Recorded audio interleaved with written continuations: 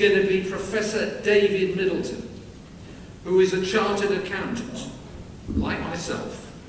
And for some reason, David, we haven't had you speak before at the Bruges Group, which is indeed a great oversight. He has an MBA from Harvard Business School. He's been Professor of Finance and Accounting at the Cranfield Business School since 1972. And since 2001, he has been Chairman of the Trustees of the Institute of Economic Affairs, the United Kingdom's leading free market think tank. He has written a number of textbooks on accounting and finance, and he has written other books on inflation accounting, the British tax system, and accounting standards. His two latest books are They Meant Well. It's not about the European Union.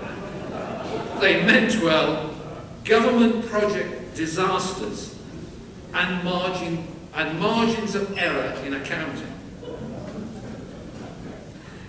Ladies and gentlemen, Professor David Myddelton.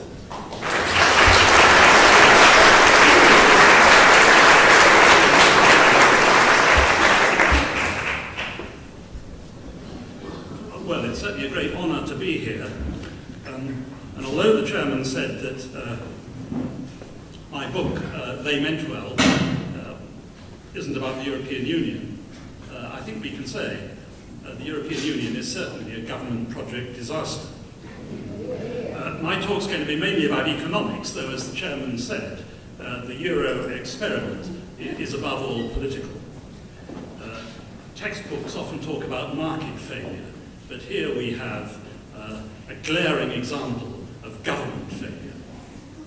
This isn't merely a Greek crisis, of course, or even a Eurozone crisis. It is a European Union crisis.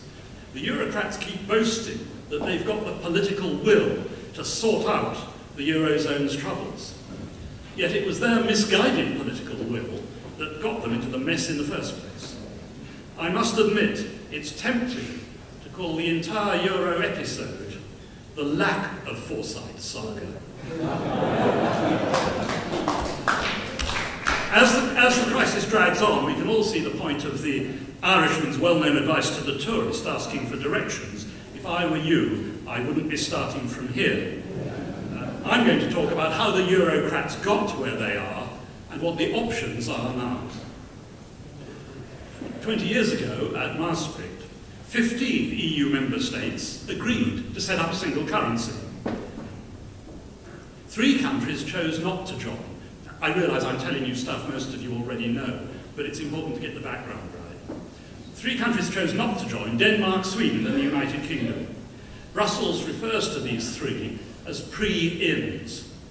But maybe now we should label the 17 countries currently in the Eurozone as pre-outs. In 1998, the entry of Greece was deferred for 2 years, while the other 11 countries were allowed to join straight away. But how many of them met all 5 of the Maastricht criteria? Answer, only 1, tiny Luxembourg, with a population of 1/10% of the European Union total.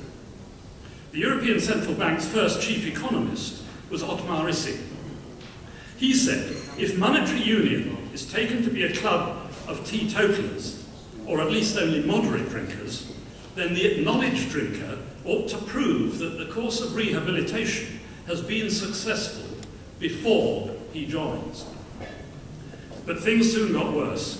After a few years, Germany and France dumped the Stability and Growth Pact as soon as it became inconvenient.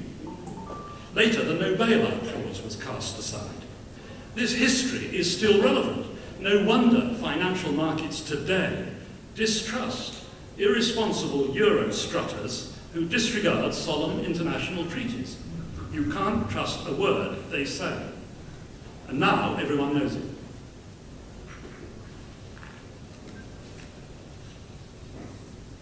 Since the Euro started, unit labour costs in a number of Club Med countries have risen much faster than in Germany. There are 3 main ways for economies to adjust: allow some real wage rates to fall, get workers to move, or devalue the national currency. but none of these works in the Eurozone. Money wage rates are notoriously sticky downwards. That's why Keynes, in the general theory, proposed what he called flexible money, what most of us refer to as currency debasement. With so many different languages and cultures, most workers are not willing to move between countries in Europe. And of course, no Euro member state can devalue. Hence William Hague's graphic description of the Eurozone as a burning building with no exits. As many of us warned in advance, the Eurozone is by no means an optimal currency area. One can see this by comparing it with America, where real wage rates are twice as flexible as in Europe, and America's workforce, unlike Europe's, is highly mobile. Despite confident predictions from Brussels, the Euro economies have not converged. Many years ago, Sir Donald MacDougall, a distinguished British civil servant, said that unless the Eurozone could overcome these problems, it would become a low-growth, high-unemployment club. And this very week, Eurozone unemployment went over 10%, and the OECD downgraded its growth forecast for 2012 from 2% to 0.3%. Moreover, the euro is not very popular, to put it mildly. In Italy, Spain and France, in a recent poll asking about the effect of the euro on their country's economy, roughly 65% thought it was negative versus 15% positive, with 20% don't knows, a net balance of minus 50%. And in Germany, there was a net balance of minus 20%. And of course, its unpopularity is why the leaders of the various countries are so desperately anxious to avoid any talk of referendum. What are the options now? I'm going to talk about three, really. Given the current crisis, EU leaders might now attempt to sweep Eurozone countries into a political union, the United States of Europe that we've all heard about, which is what many of them have wanted all along. For example, here are a few quotes from over the years. I could give many more. Luigi Einaudi, President of Italy. The next goal is the United States of Europe. Joseph Luntz, Dutch Foreign Affairs Minister. Countries wishing to join the EEC must accept the objective of political union for Europe. Jacques Santer, a recent President of the Commission. With the launch of the euro, the EU moves on to the next phase, political union. And the EEC official general guide a few years ago, economic integration isn't meant to be an end in itself, but merely an intermediate stage on the road to political integration. So we mustn't be too surprised if they do move in that direction. The United States of America is an example, of course, of a political union, with people in the 50 states comprising a single nation. Large tax revenues allow the federal US government to make transfers year after year from wealthier regions to poorer ones.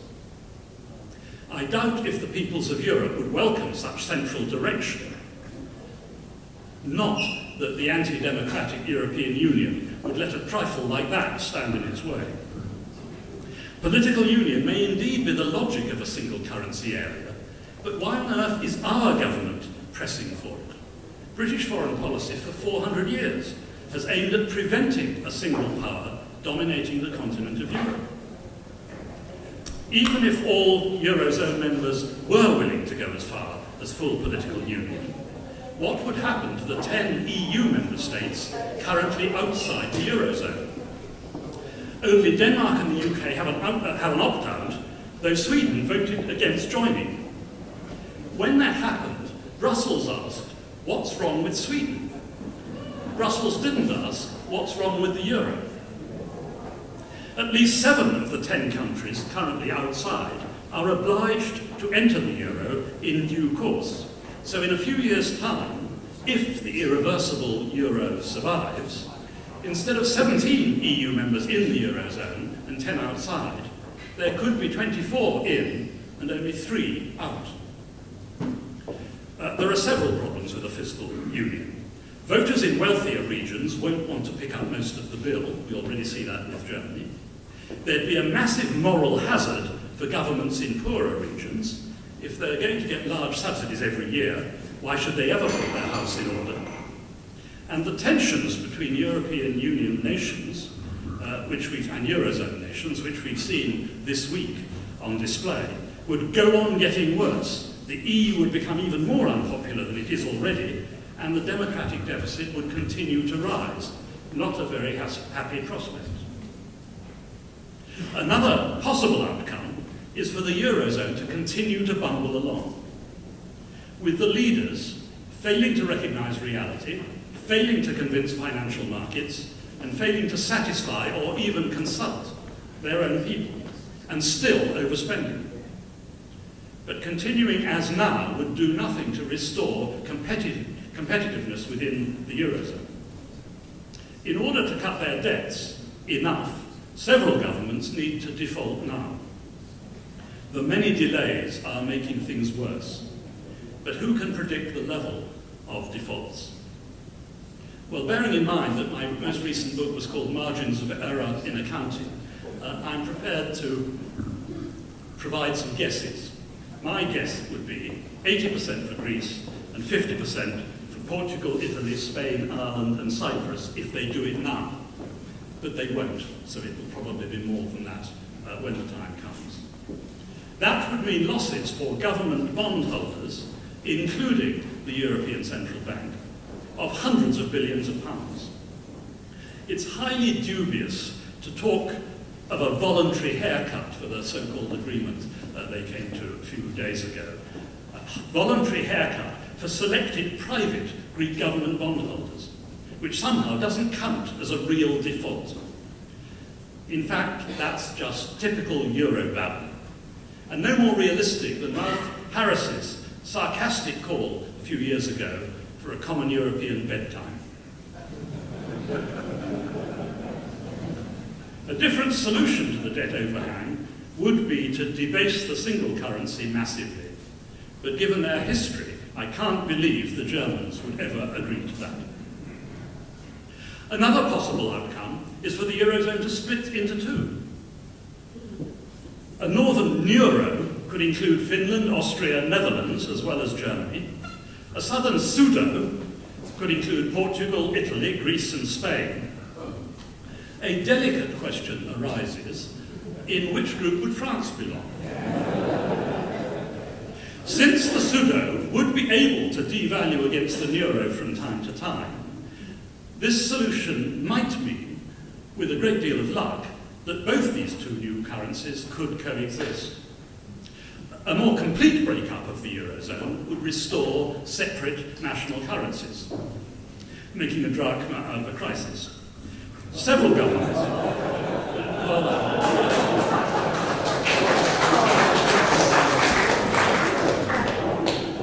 although I thought of that, I've seen that joke in the papers. Several governments would still need to default, and exchange controls might have to return for a time. This is the only outcome that might work, in my opinion, since devaluation, combined, of course, with overdue structural and other reforms, could lead to a big improvement in competitiveness. But we mustn't expect too much. The Greeks will never behave like the Germans. Incidentally, nor will the French. It's hard to envisage Eurozone members agreeing on an orderly breakup. So I predict a disorderly breakup. The obvious drawback for Eurocrats would be the transparent failure of the Euro project. But as Confucius said, a man who has made a mistake and doesn't correct it is making another mistake. So far I've been talking about the Eurozone. Let me now talk to turn to the European Union itself. Today's European Union is very different from the common market of the early 1970s, as many of you will know. Since then, to quote the Japanese Emperor's 1945 surrender broadcast, the situation has developed not necessarily to our advantage.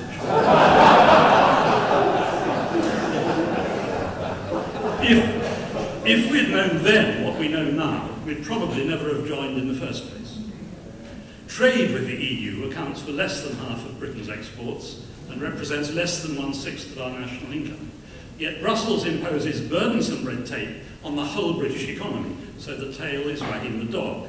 And its top-down, one-size-fits-all approach is unhelpful, to say the least.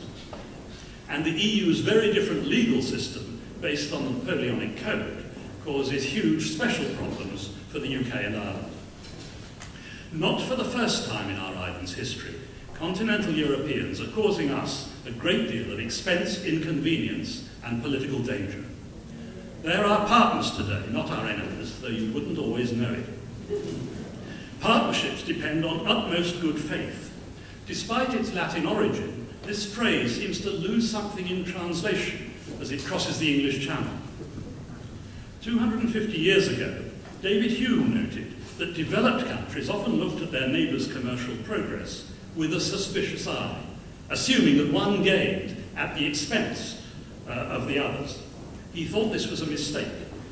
I assert, he wrote, that the increase of riches and commerce in any one nation, instead of hurting, commonly promotes the riches and commerce of all its neighbours. As a British subject, I pray for the flourishing commerce of Germany, Spain, Italy, and even France itself. Why that last bit? Because he expressed this view during the 7 Years' War, a splendid example for all who believe in free trade. And it's perhaps worth recalling that the Greek word katalassin, meaning to exchange, also means to turn from enemy into friend. The Eurozone fiasco may give us the best chance we'll ever have to make our excuses and leave the European Union peacefully.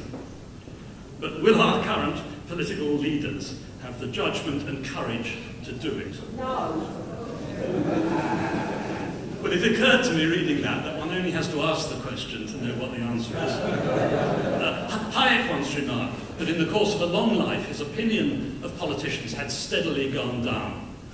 And I must say, I share his disenchantment with people that Adam Smith described as those insidious and crafty animals.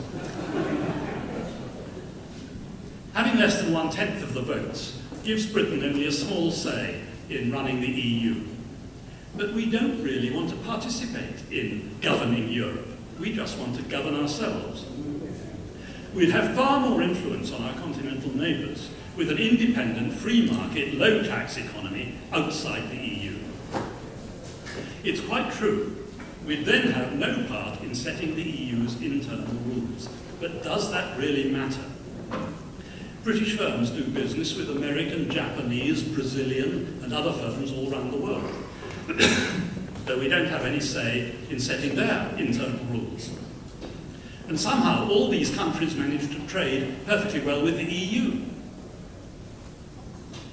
Anyway, under WTO rules, it would be illegal for the European Union to discriminate against the UK, even if they wanted to.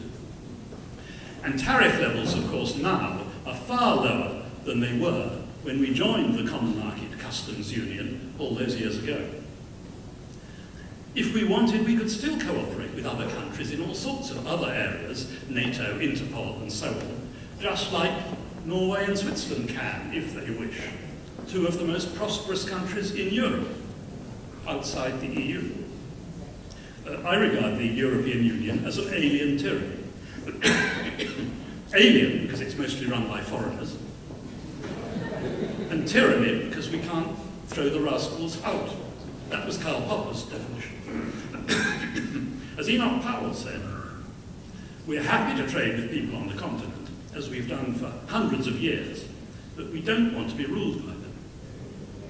To me, it seems crazy for Britain to hang on as a reluctant member of an expensive, bureaucratic, anti-democratic club whose main aim, ever closer union, we don't share.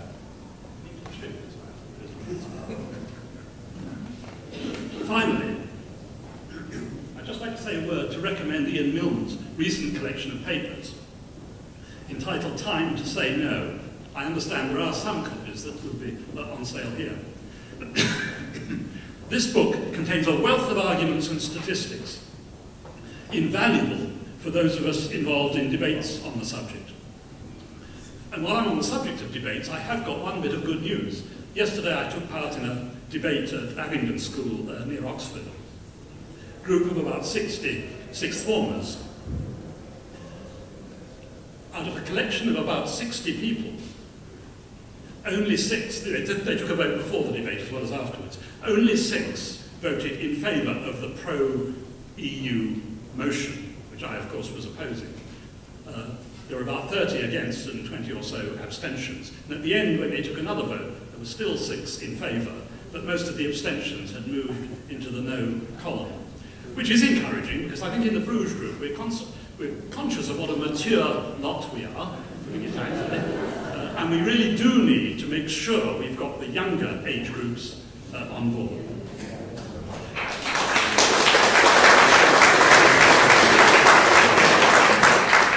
I'd like to finish by just quoting a couple of Ian Milne's, he was a student of mine at Cranfield, by the way, a couple of his forward-looking estimates.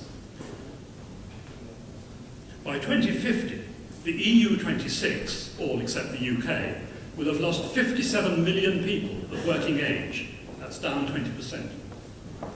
Whereas the USA will have gained 36 million, up 17%. The EU 26's working age population is now 81 million more than the USA, but in 40 years' time, it will be 12 million lower. The UK will then have 3 million more people of working age than Germany. So the demographics are changing very, very fast. British exports to countries outside the EU are growing much faster than our exports to countries in the EU, 37% faster since the turn of the century. So by 2020, the split of British exports will be roughly 2/3 outside the EU and only 1/3 to the EU.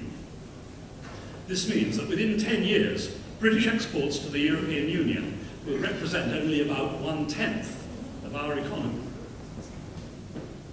And these important trends add to the already overwhelming case for the UK to leave the EU.